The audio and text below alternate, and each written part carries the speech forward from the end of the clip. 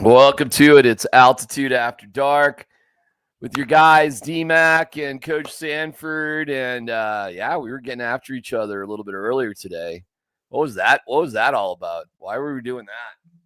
Well, I think it's just because you and I both enjoy just some good, solid, well-educated argument. And it was fun. I had a good time. I don't know if you did. I don't know if I hurt your feelings or hurt my feelings. I don't know. You seemed a little sad. You know, you were a little on 10 a.m. this morning with Goodraj and myself. You just seemed a little sad. No, I definitely wasn't sad. You're funny. I was a little sad. Yeah, well, the conflict was about this. I mean, DMac laid out a very true path forward for the Broncos, which is right that the Chiefs are most likely they're not going to be playing Patrick Mahomes for an entire 4-quarter football game. No way, no how. No way, no how. And also will not be playing Travis Kelce. No way, no how. He should not play at all. Right. Probably won't play DeAndre Hopkins. It's a bit long in the tooth. Why would you play him? Why would you? You know, you're probably not going to be playing Isaiah Pacheco, who's already been battling injuries. So the path forward for the Broncos is, hey, you know, no matter what happens in Cincinnati, you've got week 18 against the Chiefs at home, and it's going to be a B team. Yeah, probably. Wrong. Yeah. You're not inherently wrong, DMac. You're not inherently wrong. Yeah. Okay. So what's the problem then? The problem is that I just took offense as a football coach, a guy that, you know, just total meathead, you know, everything's all about just ball. Got to win right now. Got to win. Every game. You got an opportunity to eliminate a playoff team. You did it. Mm-hmm. You did it a couple games ago against the Colts. It was awesome. Yeah. Even though you didn't really eliminate them, they're still alive technically, which is not going to happen. But for all intents and purposes, you got a chance against the team in the Bengals that are a team that do not currently have a winning record. Am I right in saying that? 7-8, yeah. And has a pretty long injury report, I might add. Yeah, in fact, let me show you something. Now that you bring that up, I can accompany your comments with supporting evidence. So there you go. That's the big ones here to me, DMac. First off, Sheldon Rankins has been out since week 11 with an illness. Okay, the defensive line is where they've had issues. Sam Hubbard, the Ohio State product, baller, and he's out. And I think Amarius Mims, the big time offensive tackle that was just drafted, he's had a broken hand. Apparently, been playing with that.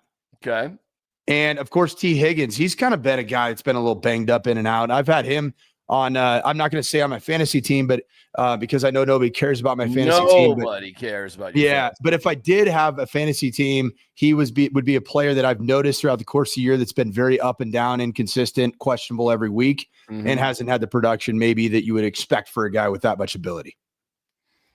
Did you even mention T. Higgins? That's what I was talking about at the end. Oh, okay. Yeah, T. Higgins is a guy that was on. Sorry, I probably didn't even say his name. I was so caught up. I was so caught up in making sure that I didn't talk about my fantasy team because DMac has told me nobody cares about my fantasy team. Well, you can talk about it, just nobody cares about your fantasy team. Yeah, the way I kind of get it for me is like teams that are outside of fantasy football has helped me for teams that are outside of my normal attention. Oh, of course. I didn't say it wasn't good for that. Just nobody cares. That's all. You just kind of you get some ebbs and flows of a player's overall performance, and then when games like this come up, you're like T. Higgins. Yeah, the name sounds really intimidating, but is he really been that good? I would say playing fantasy football definitely helps you understand the NFL better. No doubt about it. Zero doubt about it. Just nobody gives a shit about your team. That's all. I mean, I've never talked about the performance of my team ever. Well, that's not once. Start there. Except for I am in the championship the next 2 weeks. But so how you do? How's everything going, man? Everything good? Everything's good. Sean Payton was fun today. We'll get to Sean Payton's comments that were interesting. We'll get to that in a second. Your 401k is likely one of your most important financial plans, but it's only part of a comprehensive financial strategy. Edward Jones can help you understand how your retirement assets fit into your entire retirement picture so you can work toward meeting your unique retirement goals. Contact Beau Smith, your Colorado Edward Jones financial advisor at 303-758-8500 or visit edwardjones.com/Beau-Smith. That's BEAU-Smith. Edward Jones, member SIPC. The big break for Beau and the Broncos probably is what I was inferring is the injury status of the Bengals. That's a nice break. I think the weather is an advantage for the Broncos as well. I do, Mike. How do you feel about that? And I can play some Sean Payton, but it looks like the rain, according to our pal Chris Bianchi. And by the way, I will be on 9 News tomorrow morning at 6:45 promoting the Nuggets. But according to our pal Chris Bianchi, he's saying that the bad stuff isn't coming for a while, to quote Caddyshack, but it's coming after the game, not before it. Yeah, I think it's good overall for the Broncos. I do. I think I was kind of hoping for just an ass ton of rain. Were you really? Why? Because I want to see Sean Payton called more than 7 second half runs. That's what I was excited for. To be the hand to be forced, if you will. No, I'm serious because I still do have my questions about Bo Nix as an NFL quarterback. I'm not going to go with his high school and college track record. Yeah. But as an NFL quarterback with weather conditions, just his overall feel, comfort level, and ability to go execute at a fairly high level. He hasn't been terrible. He won a game in New York against Aaron Rodgers. So it's not like I don't want to oversell it, but it's more of like a question and a concern that I had if indeed this ended up turning into a bit of a wet game. Ironically, if you watch the Bears game right now, I mean, it was just supposed to be a foggy game. Right. But like any of those Midwestern towns, man, I've lived in a couple of them. You just never know. I mean, usually the forecast is it's always like it's going to change. Like it's going to either be perfectly sunny or it's going to be, way worse than it was even supposed to be a week ago when we found out it might rain. Here's Sean Payton on the weather. Latest 60 degrees at kickoff, 50-some% chance of rain. That's going to be increasing as the game goes on. Yeah, we prepped for it all week.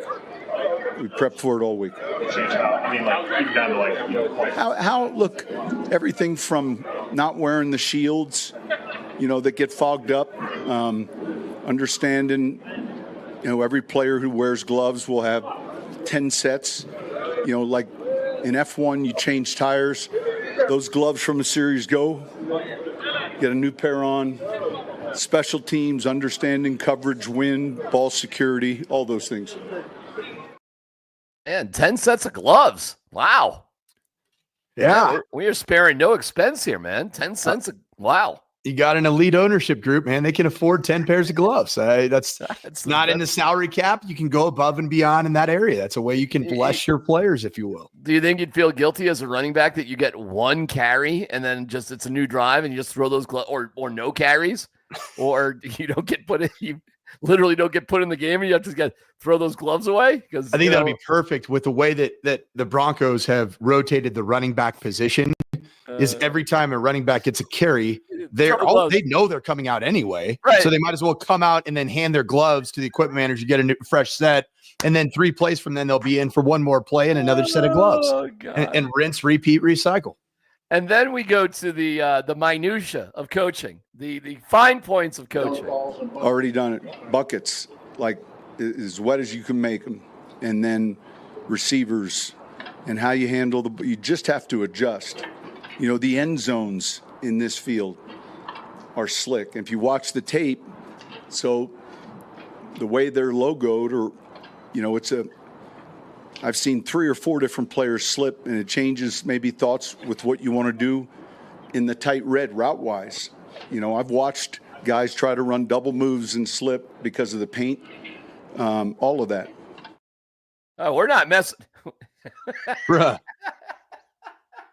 What are we doing, bruh? I love preparation, man. I love the details. I live for the details. I was coached by arguably the most OCD human being on planet Earth that I've ever met in Chris Peterson. Yeah. But now we're talking about the slippery logo of the Bengals end zones. I mean, all I can say is this. Bruh. What are we doing? Changing the route concepts because of the slippery end zones? Bruh. Oh my gosh, that's so good. That's so good. We're not going to run the ball. We're not going to run the ball. We're not going to focus on that. But we got the route combos figured out in the edges of the end zone. Well, maybe the logo areas on the field that are like painted on, the stitched on areas of the field. Yeah. Maybe Sean Payton will not want to throw the football in those areas. And then we might end up seeing a 7-carry increase as a result of those slippery logos. Okay. I don't know what to say on that. It's pretty funny. I'm just laughing about Dot it. every I, cross every T, right? I guess. But there's a difference between prioritization. Like, yeah, I get it. Attention to detail is important, but let's not forget the big things, right? I mean, okay, cool. We're looking at everything. And that was fun for you to throw out in a media session that, you had seen something like that. He was preparing that one all week, right? He had that in the back of his pocket. Yeah, it's so good. It's good. Right. You know what though? Hey, on the flip side of that, yeah. I know we're kind of having fun with it. That's what we do, right? We talk about things that happen in the greatest game that's ever been created in football. But I mean, at the same time, I do appreciate this edition of Sean Payton starting back with training camp. It just seems like there's a lot more candor in general, and I feel that way a lot more than last year. I feel like there was a lot of just gnashing of teeth. A lot of, I don't know. I mean, you're winning, but really, I mean, if you look at last year at this time, 2 games to go, you have one more win, right, than a year ago at this time. You do. You got that. You did it. You did it. You got over that hump. You had 8 last year. You got 9 this year. Way to go. You did it, son. Nobody thought you could do it. You did it. What's the hump? The Humpty Hump. I don't know. But what's the actual hump? Because I know Sean has said that things are not his hump. Well, I mean, his hump was 8. Now he's got 9. So I guess. But what's the real hump? I don't know. The postseason? I don't know. He's not. Is the playoffs the hump? I mean, he hadn't got to the playoffs with the Broncos, so I mean. But is that the hump? Is that the hump that we have to get over? I guess. I mean, you didn't get over it last year, but I don't know. I don't know all the humps he's got. Who knows? I know this about Riley Moss, though. He's the most important player ever. And he's playing. In the history of the NFL, nobody has ever mattered more than Riley Moss. You felt his absence, not just physically as a player, but also his presence. Yeah, I think so. Requirement if you're going to play the other corner spot opposite of Pat to be like that? Yeah, I mean, look, the personality types in our league vary, and so there have been elite players that were quiet, but he's just being himself. And so ultimately, deep down inside, though, they have to be competitors. I guess Riley Moss doesn't talk. That's my takeaway there. But let me give you some numbers there, Coacher. In the 11 full games that Riley Moss played, Broncos defense gave up an average of 190.7 yards. Okay. In the 3 games he didn't play, they allowed 299.7 yards. Also, in the games that he played, the opponent averaged 17 points a game. Essentially tied for the league lead, right? Yep. And without Riley Moss in the 3 games, they've allowed 26 points a game. Which is 31st in the National Football League over the 4-game stretch. So, all right, cool. He's playing. Bruh, it's Riley Moss, man. It's Riley Moss's world. That is one important bruh right there. He is important. I don't know if there's been a bruh more important to a football team and a franchise than Riley freaking Moss. It's a little messed up, isn't it? I mean, yes, but I don't. I mean, I love this player. I do. I really, really love this player. I think he's got leadership traits. I think he is intelligent. I think he does a great job of understanding the role of being opposite PS2 and just preparing himself mentally for the amount of volume that he's inevitably going to see in terms of targets. Mm-hmm. And he's an ultimate competitor, man. I freaking love this dude. And I think when you have a guy that's turned into being such an important piece of what you do, I think that it does there's a psychological advantage to him returning. And I think there's a psychological disadvantage when he's not out there. Well, he's back. And Tyler Bidet actually was full yesterday. And today he was questionable. But he's not. They just started his clock to come back from IR. So, but you do have Blake Watson now on the 53. SMA, of course. Jaleel McLaughlin healthy is good to go. You got Mims. It's kind of like, man, we always have too many running backs here. But well, if you would have gotten Tyler Bidet back and Jaleel McLaughlin, would this have been the largest rotation of running backs in NFL history? I mean, it would have been 5. Well, then throw Mims in, right? 6. You have 6 real ball carriers. Well, Bo Nixon, 7. 7 runners. You just never know. Troy Franklin on an end around 8. all with 1 carry, and all switching out gloves left and right. They're all switching out gloves all the time. The total glove count in that running back rotation would have been 217 gloves issued. I thought it was complicated organizing the Greenbrier trip. It's clearly the gloves. Like, who's taking all these gloves on and off for these guys? And wasn't it how many pairs of cleats? Every possible cleat imaginable, I think was the quote. How many different cleats do you got? I mean, you got everyone. Every single cleat that's ever been constructed. What the fuck is the equipment truck for this game? What's going on?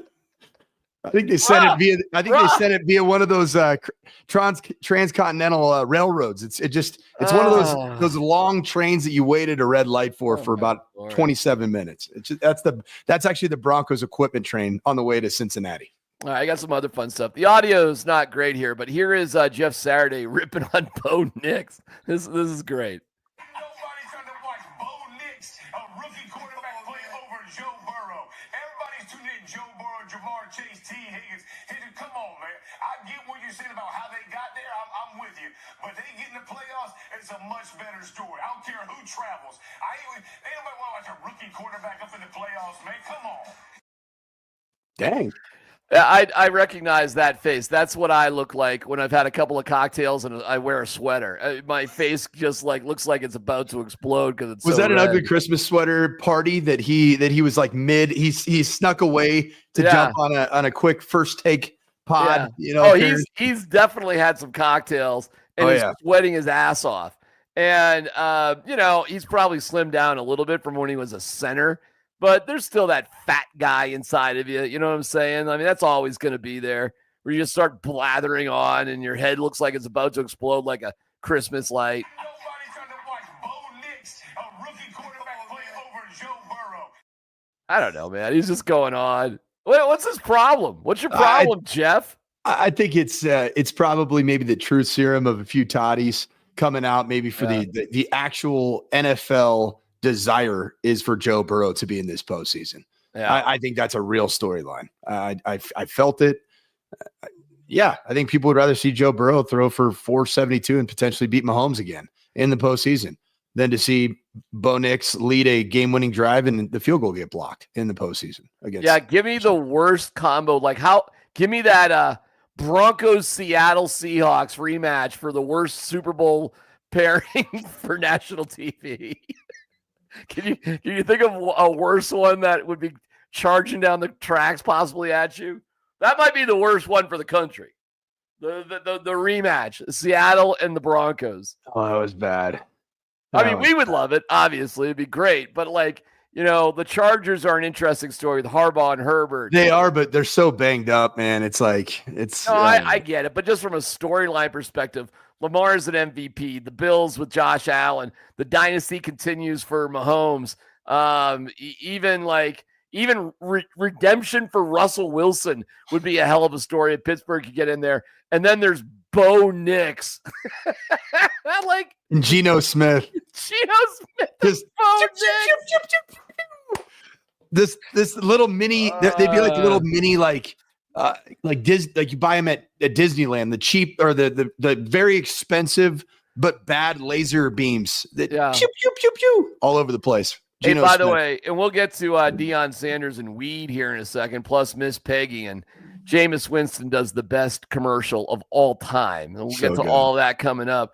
But I do want to talk about, because we got a bad football game going on right now. All right, brother? It's 6-3 Seattle. This game, I haven't is, missed anything in the last 45 minutes. Oh, you've missed absolutely nothing. This game sucks. It's boring. The teams aren't very interesting. And I think you would agree with me. The NBA couldn't get much more exciting than yesterday, right? Like with those. It was games. pretty fun, man. Okay. It was pretty fun. I know the ratings. I know. All right. So it came out. It came out yesterday. It came out a little bit later today. Oh, do you want to say something about it before I kill you with some numbers here? You want to say something? You're going to drop a little KUWT on Altitude After Dark, and that's okay. Kill you with truth. Well, we start here, and they were so proud of the numbers, up 84% versus 2023. And you're like, ooh, wow. Big deal. That must be a big deal, right? Ooh, that's impressive. And then bammo, the NFL comes across with 65 million U.S. viewers. There was 27 million during the Beyonce show. For everybody who hated Beyonce, that was what got the most, 27 million. And then I found out the numbers with the basketball, bro, and it was 4.9 for the Knicks Spurs. Okay, Celtics Sixers. Okay, play along. We'll round up and round down. That's 5. Celtics Sixers 5.1. That's 5. That's 10. It's a 10. We're at 10 million. Timberwolves Mavs 4.3. I'll give that 4.5. We're at 14.5 million. I'll even round that up to 15. Let's just have fun and round that to 15. Yeah, we're at 15. Lakers Warriors 7-7. Well, that's pretty good, man. We'll give that 8. All right, so we're at 15. 23? We're at 23 million. And then the dog of the bunch was our Nuggets against the Suns at 3.8. We'll give that 4. So we got 27 million, right? Yeah. So 5 games equaled Beyonce's halftime show. Correct. 5 NBA games. You want to do the salaries on these 5 NBA games? How many $50 million players? 5 NBA games equaled Beyonce's halftime show, which was like 15 minutes long. I want NFL football on Christmas Eve, and then I want all the NFL football on the 26th. That's what I want. I like the NBA just feels like Christmas Day. It's kind of boring at times. It's a great nap that's waiting to happen. Dude, I tuned on Lakers Warriors. It's a great game. I didn't need to see the game. I watched the last 3 minutes. That was fine. It was cool. It's exciting. I got it. Steph Curry hit a ridiculous shot, and then Austin Reeves, white man can jump, I guess. Yeah, and he just had like just a truly uncontested layup to win the game. What are we doing? What are we doing? He looks like an accountant. Can somebody just step in front of him in the lane? Like, what are we doing? Alex Caruso thought he looked ridiculous. I mean, he's like, hey, you got no swag, man. I'll tell you that. It's pretty funny. So, I mean, listen, man, whatever. I got in a little. You weren't the only one that was yelling at me. Lombardi was yelling at me because I was accurately pointing out when I saw Beyonce and what she did. I, without knowing the numbers ahead of time, very accurately declared this war is over, and it was at that exact moment. And anybody who says, Beyonce this, Beyonce that, and I got it. The P. Diddy parties with her husband. I got it. I got the whole thing. You know who cared, Mike? Nobody. Everybody watched it. No, 27 million people cared. They cared enough to tune in and drive the viewership up. So, yeah. They cared. Hey, the NBA doesn't just stop trying, though. I mean, they're still no. Of course not. Of course. You got to think about that Lakers-Warriors game. When you have 82 of those in a season, a 7.7 million viewership. Yeah. While it pales in comparison, start doing the math on 82 times, the viewership, and they're two different products. There's room for both. I just felt a little out of sorts watching the NFL. I watched them all. I watched every game. I think for me, I was really excited for NFL on Christmas Day. Really excited. I was too. I was actually pleasantly surprised with just the visuals of the game. I don't care about pregame, halftime, all that stuff. The visuals of the game was beautiful. I had 4K. It was awesome. The score bug was brilliant. The games just kind of sucked, and I just couldn't get into the games. And they were good. They were good matchups. Just the actual game themselves, and that's not their fault. I get it. Well, here's what I got into. Which sounds terrible.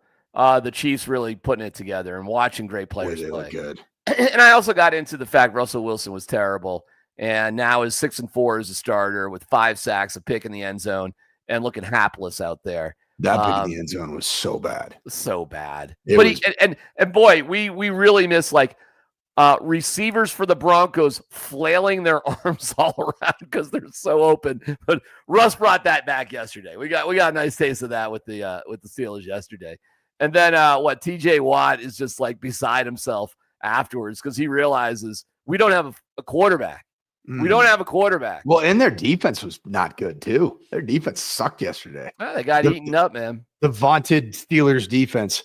One of the things that I think is just I've looked at and laughed at the entire year is the narrative that the Chiefs aren't very good. They're very good.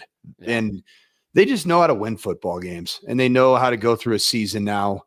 You know, they are a definition of a dynastic run right now. There's no doubt about it. Listen, and they haven't been all that good this year. No, but dude, you wonder, you know. Dude, they're 15-1 and they haven't scored 30 points. It's crazy.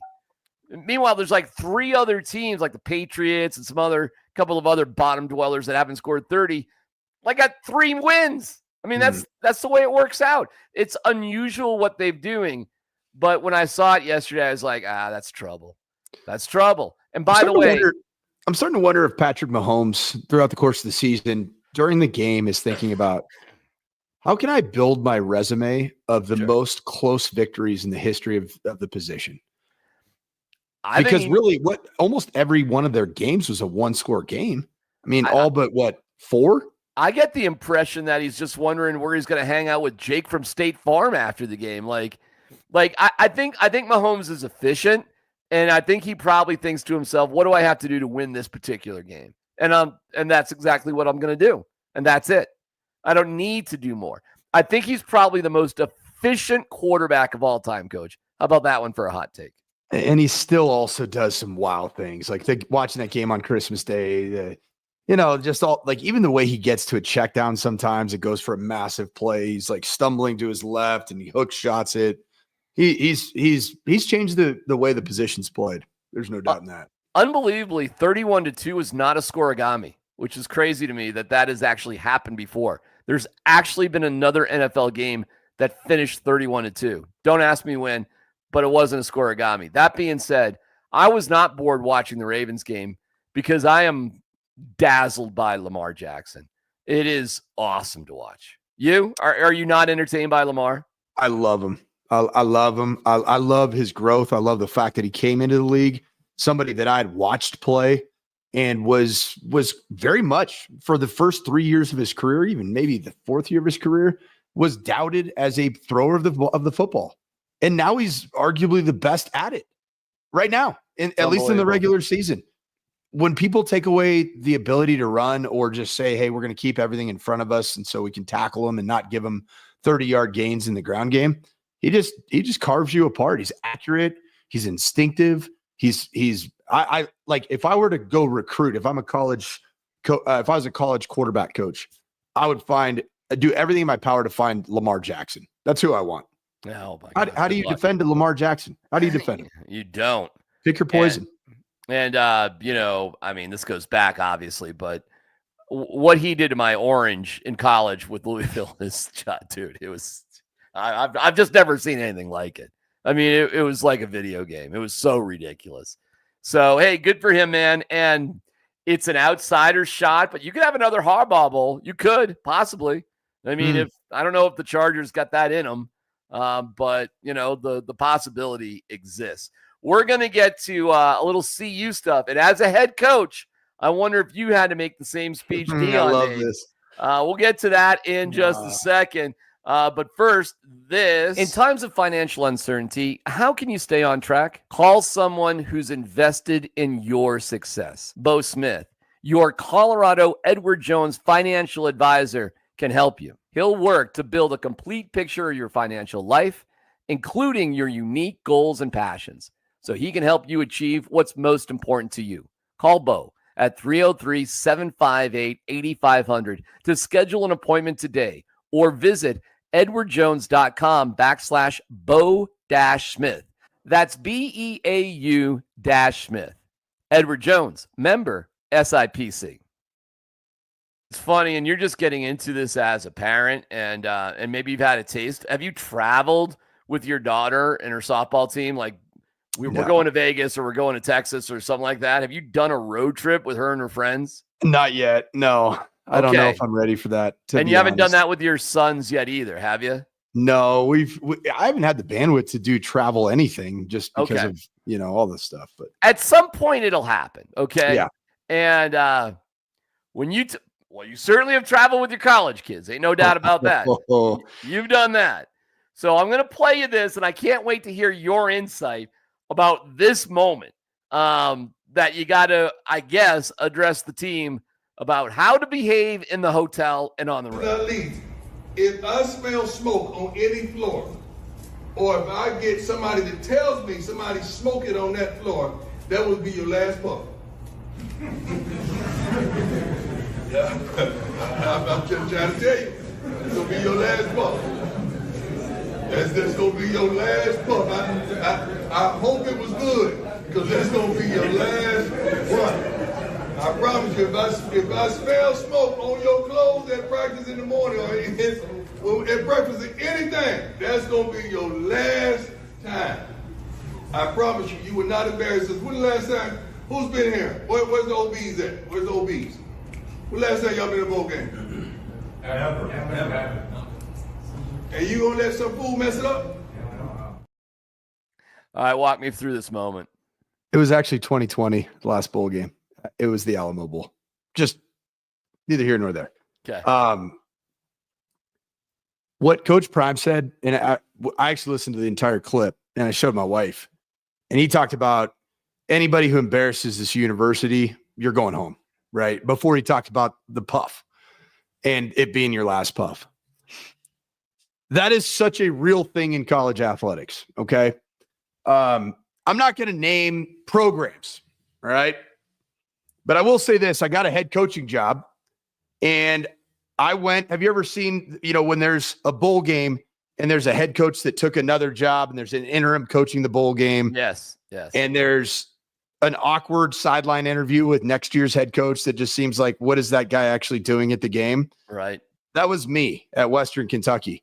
Okay. So I get to the Boca Raton Bowl, and I get put by the athletic director in the team hotel. I get there on game day. I flew in on game day. Wow. And stayed that night after the game. I'm walking from my hotel room to the lobby, and I'm walking through the hallway where the team is staying. Okay. There's a term for it. It was very loud in those hallways. Okay. Loud, very smelly. And it wasn't body odor. It wasn't Gatorade. It wasn't Nutri-Grain bars. It was very loud. And I'm like, huh? What am I doing? What is this? Isn't it game day? Like, are they playing in 3.5 hours? And then they go out and I watch them, and they just obliterated Memphis. Beat them by like 50. All right. Yeah. But that was the first time I'd been exposed to that in my entire career. And then I started looking at it in almost every job that I had as an assistant coach, as a coordinator.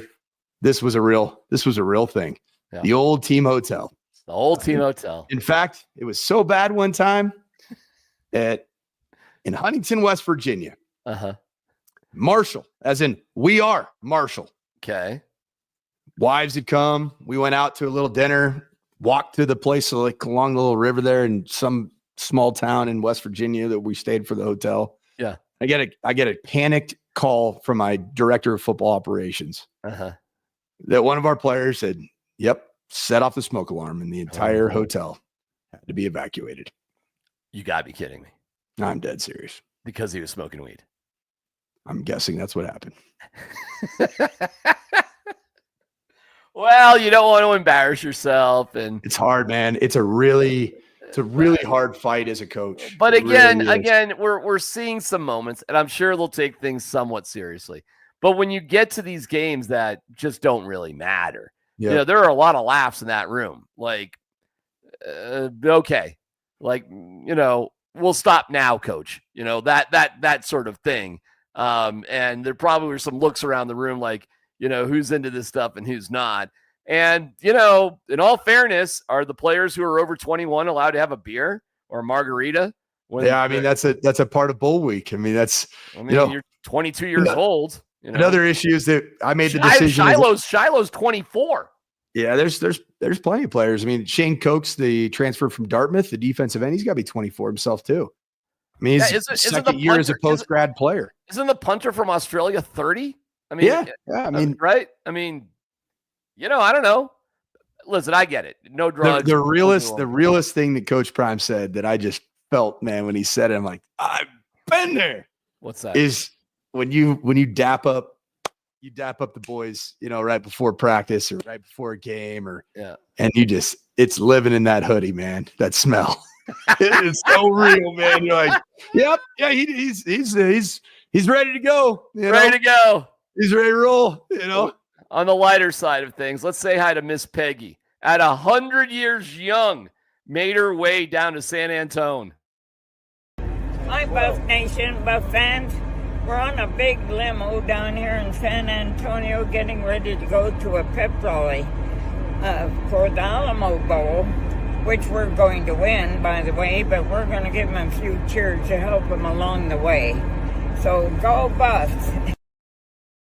That is unbelievable, man. The best of the best. The best of the best. And she's amazing. She got on a plane. She stayed in a hotel. I know these don't sound like incredibly remarkable things, but that's remarkable. My parents are 88 and 78, and that's the last thing they're going to do is get on a plane and travel.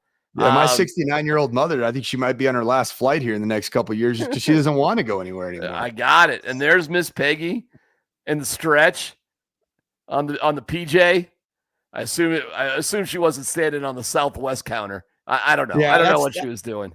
And my wife Anne Marie is her well. She's very loyal, fiercely loyal. Yes. And at the end of the day, Coach Prime fired her husband, right? That's right. He fired everybody, but he fired her husband. Man, she has had such a softening towards all of it, which is rare for her. And you know what it really started with? Was Peggy. Her watching the genuine relationship and interaction between Coach Prime and Peggy. Yeah, and we got to know Peggy when I took over as interim head coach, and she's amazing. And just to see her honored the way she is, treated the way she is, and it's really sincere. It really is sincere. I do want to spend some time with you because you are headed tomorrow, correct? Yeah, I'm on a flight tomorrow at 12:50. All right. Talk to me about what your game prep has been like for CSU and Miami of Ohio, which you're calling the Snoop Dogg Bowl, and it will air on Altitude Sports Radio 92.5. You'll be on doing the CSU game, which is awesome. So what are you learning here? Yeah, so this is the Arizona Bowl. It has a brand new title sponsor, and it's presented by Snoop Dogg and Dr. Dre's Gin and Juice. Okay. Snoop Dogg is going to be every which way around that bowl game. Awesome. I know of some secrets that I'm not going to reveal at this time, even about some post-game celebrations that may take place. Okay. I'll be back. Hang in there. You're good, brother. And I'll say this. I usually prepare by watching copious amounts of film. I also prepare by building these massive detailed, game boards that I can call the game from. Yeah. You know what I've done this time? What? My preparations just consisted of my final puff. Just my final puff for that game. How's that going? Is it going well? No.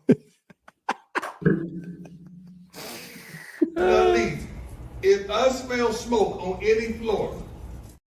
All right. Well, I'm glad you're taking the CSU game so seriously. No, I'm excited, man. First bowl game for the Rams since 2017. Give me another fun stat. Give me 2 or 3 fun stats about this game. Yeah, so Miami of Ohio.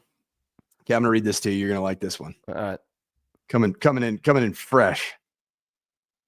Okay, there's a couple things. Okay, so you're gonna love this stat if I can freaking find it. All right. Still 6-3, Seattle over the Bears. December 28th. No team even close to scoring. Yeah, go ahead. December 28th.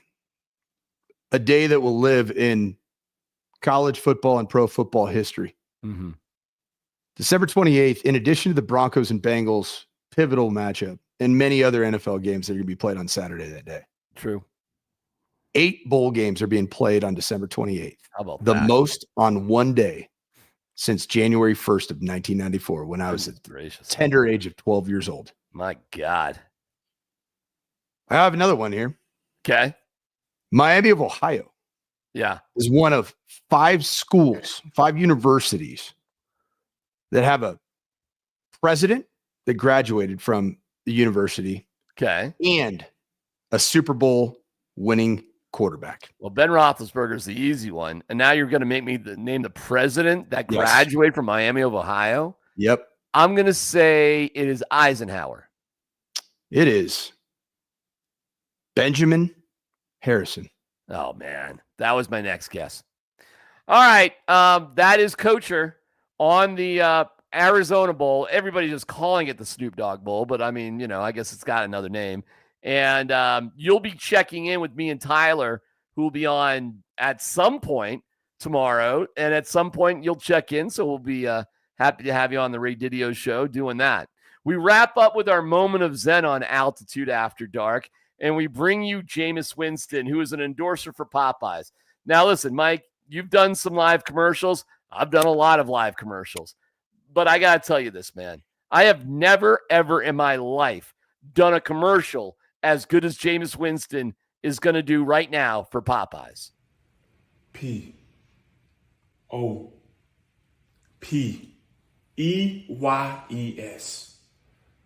That's 7 letters. 7 letters. And one represents an excellent, delicious wing flavor. Popeyes is the official wing of watching football. Let's eat one. Let's eat some wings. Together. It doesn't get better. Was that a wing or a chicken tender? It doesn't matter. It's boneless. I got one last thing to say about that commercial in tonight's show. Bruh.